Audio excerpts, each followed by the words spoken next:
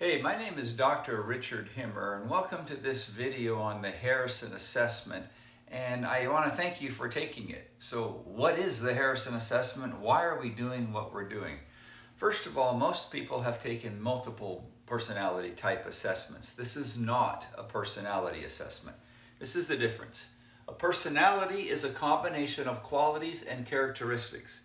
For example, are you an introvert or an extrovert? That doesn't mean you change being an introvert or an extrovert, because a personality basically is a DNA. It's just who you are. It's a feature of your existence. While it's interesting, it's not trainable. We don't train someone into or out of being an introvert or an extrovert. I make a living speaking. I make a living visiting with people and talking to people. I'm a very big introvert. Doesn't mean that I can't talk to people. It just means that I rejuvenate somewhere else. I don't rejuvenate with a lot of people. All right, we're going to measure your behavior, your preferences, your traits, and ultimately your behavior competencies. Well, what's that mean? Well, let's define that. A behavior is just how you act. It's what we do. That's measurable, and it's actually important because we can train to that. If you're working in an organization and let's say you're a leader in that organization and you want to work with your staff to maximize the production of the staff, it would be good to know what people do and then why. Their preferences, conscious or subconscious choices. The conscious part's the easy one. I'm doing this because. The biggest challenge is the subconscious. What if we could measure that? What if we could figure out what's going on subcortically and actually address it and train to it? Why? Because we're also going to measure traits. A trait is a consistent behavior pattern, something that you're doing over and over again. You've developed a pattern. It's actually called a neural pathway. Well, let's say my supervisor comes to me and she says, okay, Richard, here's an area that we want to work on. Both you and I agree. I said, yep, but I just do it this way all of the time. So I've got a habit, a neural pathway. It's my trait.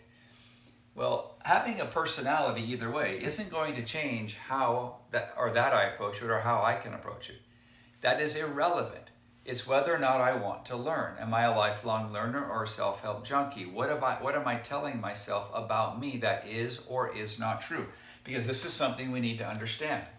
Every behavior comes from a belief, and this is more to our preferences about ourselves.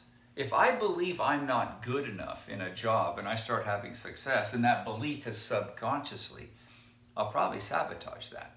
There are many people out there who are excellent at what they do. You might be one of them. But have you ever been frustrated because you kind of stop yourself, you thwart your own progress and you don't really know why? That's not a conscious decision. That's a subconscious decision coming from a belief you have about yourself that stems from when you were much younger. Because all beliefs come from experiences. Well, this is what happens to you when you're younger. Now, we're not going to go and analyze all the stuff that happened to you when you were younger, but we do want to know what your beliefs are, and we want to understand why your behaviors are happening the way they are. This is a contract for a lifelong learner. This is how we grow. This is how we change. What makes the Harrison so unique is from a psychological standpoint, it actually gives you teeth into what you're doing, why you're doing it, and then how to change. There is one aspect here that's really fun. We'll get this into paradoxes.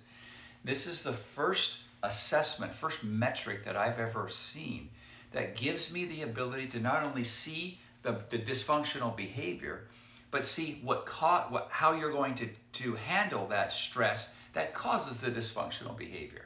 That's what makes it so darn exciting. So thanks again for watching this. You have a couple more videos coming that will explain the two theories, how the measurements are made, and then the paradox theory. All right, talk to you soon.